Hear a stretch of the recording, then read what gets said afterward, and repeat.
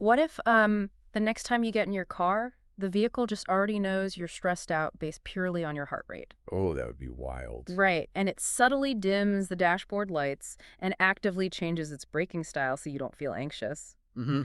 Well, we are looking at a stack of sources today, specifically an AI News Daily Digest from May 11th, 2026.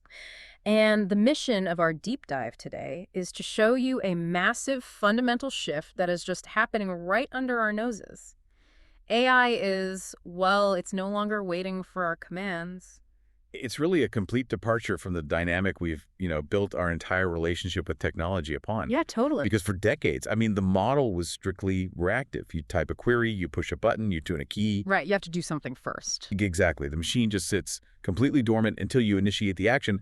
But the technology detailed in this digest, it doesn't need a prompt anymore. It really doesn't. Hmm. And looking through these updates honestly feels like reading the blueprints of our own future. The AI described here acts way less like a software program operating in a box and much more like a hyper-competent, invisible assistant. An assistant that is constantly working like 3 steps ahead of you. And the connective tissue linking all these different sources together is anticipation. Anticipation. Yeah, anticipation. Yeah. Whether we're talking about your doctor's office or your daily commute or like your Spotify playlist, the systems are observing your baseline, they're analyzing it in real time and acting proactively on your behalf. Often before you even realize a decision needs to be made. Exactly. Okay, let's unpack this a bit and jump into the most intimate space where this anticipation is happening, which is your physical health and your actual survival. Right. So the digest highlights this major breakthrough where researchers have developed an AI-powered tool that predicts heart attacks with, honestly, remarkable accuracy. And it does this by analyzing a patient's medical history alongside their daily lifestyle factors. And to really appreciate the magnitude of this, you have to consider how linear human medicine has traditionally been. Oh, for sure. Like you feel a pain in your chest, you go to the hospital, a doctor treats the heart attack. It's an entirely reactive discipline. Right. It's the classic firefighter analogy. Like, we wait for the house to be completely engulfed in flames before we start spraying the water. Yes. And this AI is stepping into the role of the fire marshal. Oh, I like that. It's actively looking for the frayed wires and the oily rags before a single spark even happens. But the mechanism of how it does this is what makes it a massive breakthrough. Okay. The AI's true utility here isn't just, storing your health records. It's finding hidden correlations in high-dimensional data that a human doctor just simply cannot process in a standard 15-minute visit. Wait, hold on. Let's unpack that term. What exactly do you mean by high-dimensional data in the context of, like, a routine checkup? Well, a doctor typically looks at a few distinct dimensions, right? Your blood pressure today, your age, maybe your reported diet and exercise. Yeah, the basics. Right. But the AI looks at thousands of dimensions simultaneously. Wow. It might correlate a slight microscopic change in your sleep patterns recorded by your smartwatch. Combine that with an uptick in sodium purchases from your grocery loyalty app. Wait, it's checking my grocery app? Yes. And then cross-referencing it against a specific genetic marker in your family history, and maybe factoring in localized air quality data from your neighborhood. Oh, man. So it's connecting dots that seem completely unrelated to a human observer, like a highly advanced check engine light for the human body. Exactly. It sees the invisible, multivariable trajectory leading toward a cardiovascular event. It spots the mathematical shadow of the problem long before physical symptoms manifest. That is incredible, but pushing back on that for a second. Sure. If this tool requires crunching my grocery habits, my sleep patterns, and my daily lifestyle factors to work, is there a risk of this feeling profoundly invasive to the average patient? Absolutely. Like, even if it is saving your life, you're asking a machine to constantly monitor how you live. Yeah, and that tension is the central hurdle of proactive health tech. But the sources suggest the trade-off is shifting toward rapid adoption because the outcomes are just so definitive. Okay, because the results speak for themselves. Right. When the AI catches that high-dimensional pattern, it alerts your physician. The doctor then calls you in for a targeted intervention, maybe a minor medication adjustment or a specific dietary tweak months before you would ever feel chest pain. And the survival rate skyrockets. Exactly. It saves lives, it massively reduces healthcare costs, and it shifts the entire paradigm to personalized, proactive care. It fundamentally changes what a routine checkup even is. It's no longer just a physical exam, it's a continuous data consultation. Mm. But, taking an AI that knows our internal biological baseline and applying that same anticipatory power to our external physical behaviors completely changes the dynamic. It really does. Because if AI can personalize our health trajectory, how does it handle our physical routines? And the digest moves straight from healthcare into autonomous driving. Major car manufacturers are aggressively using AI that actually adapts to a driver's personal style and behavior.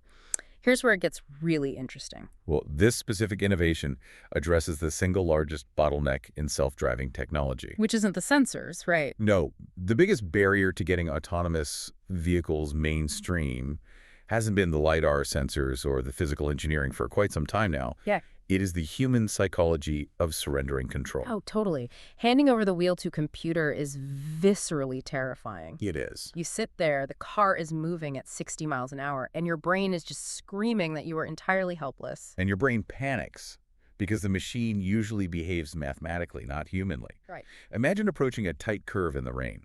A standard autonomous system might calculate the exact optimal point to brake and do so firmly at the last safe millisecond. Which is perfectly safe mathematically. Yes. But as a passenger, that sudden deceleration spikes your adrenaline.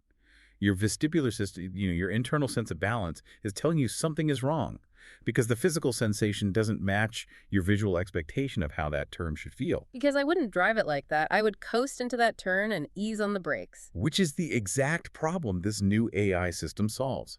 It performs what engineers call behavioral baselining. Okay. During the times you choose to drive manually, it observes your specific foot pressure on the pedals. It monitors how early you normally hit the brakes for a red light, or how you gently ease into a lane change. So it's like a student driver who instantly downloads and mimics your exact braking and accelerating habits. Exactly. When the autonomous system eventually takes over, it mimics your gentle coasting. But wait, looking at the source text, if the AI downloads my specific driving behavior, does it just copy me flawlessly, flaws and all? Good question. Because let's be honest, I might be a terrible driver. Is the AI prioritizing my personal comfort over overall road safety? No, the system isn't mimicking your errors. It's translating your comfort zone into a safe mathematical model. Okay, that makes sense. If you're a chronic tailgater, the AI won't tailgate. It enforces a strict safety boundary. But if you prefer a much slower, gradual acceleration from a stop sign, it'll adopt that specific pacing. It finds the middle ground. Right. The primary objective isn't just transportation, it is engineering trust. Engineering trust, I love that. It's smoothing out the psychological bumps, not just the physical ones. By tailoring the ride's dynamics to match your personal style and feel deeply familiar, the AI bridges the gap between human anxiety and autonomous adoption. It stops feeling like a robot kidnapping you. Yeah. It starts feeling like an extension of your own nervous system. It makes the transition to relinquishing control psychologically comfortable. It anticipates your emotional reaction to the drive, creating a remarkably smooth, almost invisible handoff of control. But giving an AI the keys to our biology and our cars is one thing. The digest shows this exact same anticipatory learning moving into a space we usually fiercely protect. Oh, yeah. Our deeply human creativity. Yes. We are moving from the road into the studio. The sources detail a cutting-edge AI program that is revolutionizing music composition by actually suggesting melodies, harmonies, and lyrics directly to artists. Mm. And I have to admit, reading this section of the digest, my immediate reaction was a bit defensive. That's a super common reaction. Right. It describes the AI not as a standard tool, but as an invaluable collaborative partner. Yeah.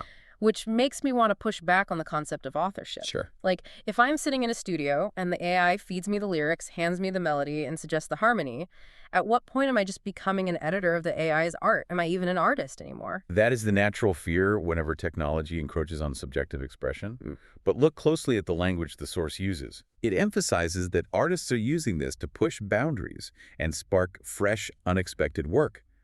The AI isn't sitting down and writing the hit single for them. It's acting as a creative catalyst. A catalyst. So what does this all mean in practice? Like an exhaustless jam session partner who happens to know every chord progression ever written. Yes, and that massive database is actually the antidote to the biggest problem working musicians face, which is the creative echo chamber. Oh, interesting. Think about a seasoned songwriter. Over years of playing, they build profound muscle memory. Their hands naturally fall into the exact same familiar chord shapes on a piano or a guitar. Right, they develop a signature sound. But their brain subconsciously gravitates toward the same lyrical themes too. Hmm. They hit a creative wall because they're trapped in their own established, comfortable patterns. Oh, I see. They just keep rewriting variations of their biggest hit without even realizing it. Exactly. To break out of that echo chamber, you need friction. You need something to disrupt your muscle memory. And the AI provides that friction. It introduces a concept of calculated randomness. By analyzing massive data sets of musical theory, it might throw a strange, mathematically complex, diminished chord into a standard pop progression. Just to see what happens. Or it might suggest a lyrical pairing that makes absolutely no logical sense at first glance. So it's like having a creative sparring partner who notices you always throw right hooks, so they constantly force you to use your left hand. It breaks your routine. It forces a reaction. You, the human artist, have to figure out how to bridge the creative gap the AI just opened up. Wow. You aren't just editing a finished product.